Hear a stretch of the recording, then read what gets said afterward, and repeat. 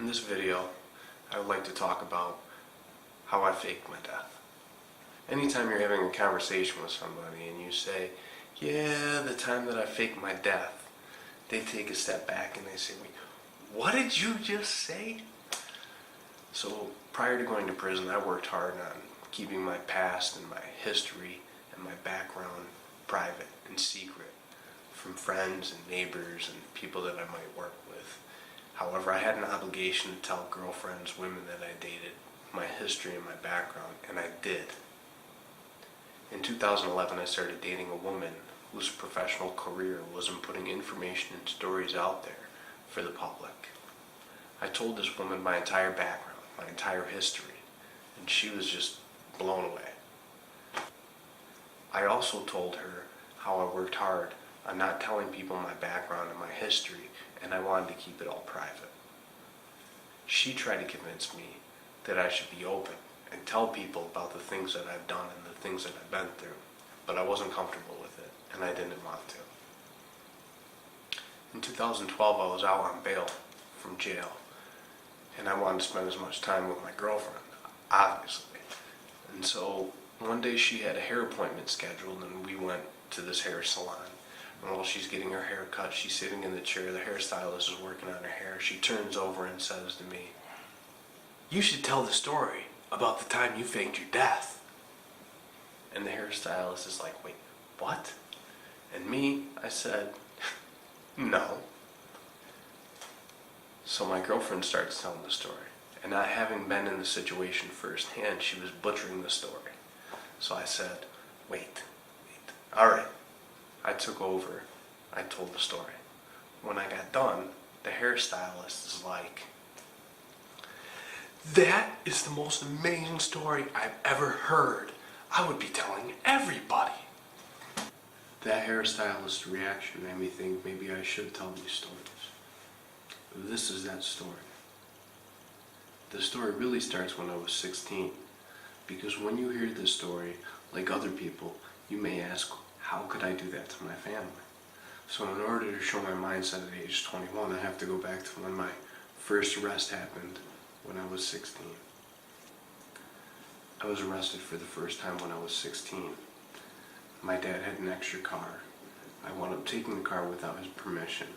He had a girlfriend at that time who convinced him that he had to teach me a lesson by having me arrested for taking the car without his permission. So at age 16, sophomore in high school, I was arrested. I spent 2 weeks in jail. The second time I was arrested was very similar to the first. I had had enough of my dad and his girlfriend's BS, and I decided I was going to leave the house. I wasn't able to carry my belongings on a bike, so I loaded them into the same car that I was arrested for using the first time. Took the belongings to where I was going, brought the car right back, maybe gone a half hour. In that time, my brother had called my dad and told him I took the car. So my dad had rushed home. I left the house on my bike. My dad saw me on the bike, chased me down, called the cops. The cops wound up coming, tried chasing me. A bunch of cops showed up. First time I ran from the cops and got away. They didn't get me for days. A couple days later, I'm walking, and my mom sees me. And what does my mom do? "Yeah, 911? I just saw my son, and I know you guys have a warrant for his arrest. Well, this is where I saw him." 16 years old, I go back to jail again for 2.5 months. A couple months after that, I'm arrested again because my father found marijuana in my room, called the police on me. In my mind, my first 3 arrests happened because my family went out of their way to make sure I was arrested. In my mind, they didn't want me around. In 2003, I had gotten into an altercation with a drug dealer. His sister wound up calling the police on me. Later, I was back at my house. At my house, my sister's boyfriend, my brother, and my nephew were visiting me. The police showed up to arrest me. They arrested me. They put me in the back of the state trooper car. When they had put me in the back of the car, they asked for permission to search my house. And I told them, "Hey, give me my cell phone. Let me call my attorney, see what he says. Maybe he'll let you guys search." So they put me in the back of this car. They get my cell phone and say, "Hey guys, I need a moment alone." So they get out of the cop car, shut the door. call my attorney. He says, no matter what, they're not allowed to search your house. I said, yeah, I'm going to put you on speakerphone. You tell these guys that. So I call them back over. They're excited. They're thinking that he's going to say that they can search. I got the phone on speakerphone. I said, yeah, my attorney wants to tell you something. Hold the phone up on speakerphone. He tells them, you don't have permission to search my client's house. So now they're pissed. It's July 2nd, like 90 degrees out. So they go to a court and try to get a judge to give them a search warrant. Judge won't give them a search warrant. So they take me to jail. My sister's boyfriend took my keys, took them over to my sister's house and told her how I'd been arrested and wouldn't let the police search my house. My sister took the keys over to see my mom and told my mom what was going on, and together they decided that they would go to my house and see what was there. They go to my house, let themselves in without having talked to me at all, and start searching my house. At some point they decide to climb up into the crawl space in the attic. They dig around in the insulation on the floor of the attic and find... Is this 911? I was searching in the insulation in my son's attic and I found a bunch of guns. Somebody needs to come get them. The police come, they take the guns.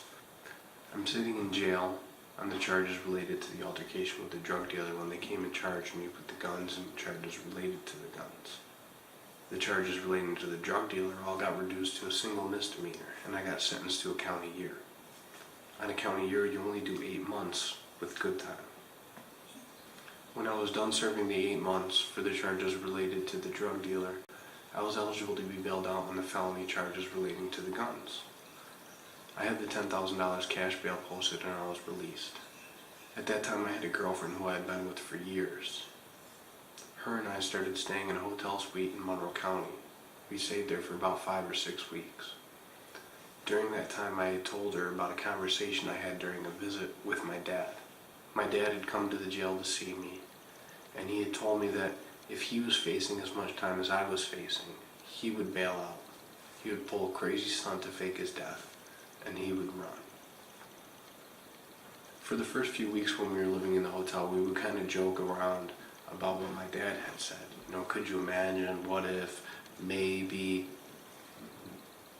As my trial date got closer, I became more fatalistic. Like, I'm going to go to trial, they're going to convict me, I'm going to go away forever, oh, I'm done.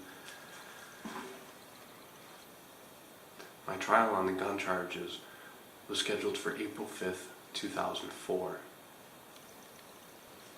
Then my girlfriend and I began to seriously talk about the idea that my dad had mentioned. I don't think when my dad mentioned it that he thought I would run with it. I think he was just speaking off the top of his head. We started to seriously discuss how we could go about doing it. Maybe we didn't realize what the end result would be, that we would actually try doing it, but we started talking about it. We had gone to a bookstore and looked through travel guides trying to figure out where we would actually go, and for different reasons we had settled on Portland, Oregon. Back in the hotel, my girlfriend had found this website called roommates.com, where people who have a room to rent can list it, or if people are looking for a room to rent, they can put up that they're looking for a place to stay. My girlfriend put up an ad as me saying that I was looking for a place to rent in the Portland, Oregon area. One of our first responses was from an 18-year-old college girl in Vancouver, Washington, which was just across the river from Portland, Oregon. My girlfriend started corresponding back and forth with this 18-year-old girl in Vancouver like she was me. Then she would save the emails so she could show me later what they had talked about, and I would be in the loop. I would know. The girl agreed to allow me to come stay with her. Once we had a place for me to stay, then we started figuring out how could I actually go about skipping out on trial when I'm out on bail and not have the police come look for me. This is when we actually started to put together the details of me faking my death and how we wound up pulling it off. In my next video, I'm going to get into the details of how I actually faked my death, where I went, and how I was caught.